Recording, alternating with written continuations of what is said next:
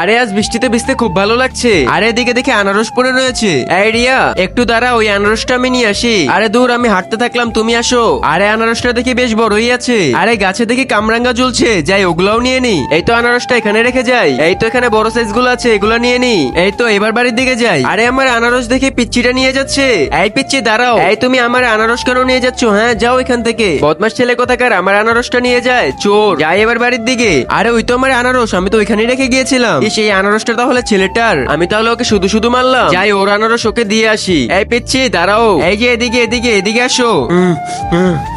এই নাও বাবু তোমার আনারস। বন্ধুরা, ভিডিওটা দেখার আগে ছবিটিকে দেখো। তোমরা তো জানো মায়ের ভালোবাসা কেমন। তোমরা যদি তোমাদের মাকে সব থেকে বেশি ভালোবেসে থাকো, তাহলে এখন এই ভিডিওটা লাইক করে চ্যানেলটি সাবস্ক্রাইব করে দাও, আর কমেন্ট সেকশনে মা লিখে দাও।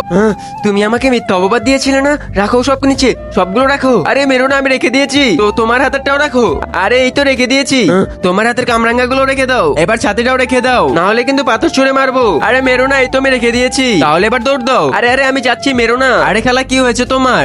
আর বলিস না, ওই ছেলেটি আমার সবকিছু নিয়ে চলে গেছে। খুব ভালো হয়েছে।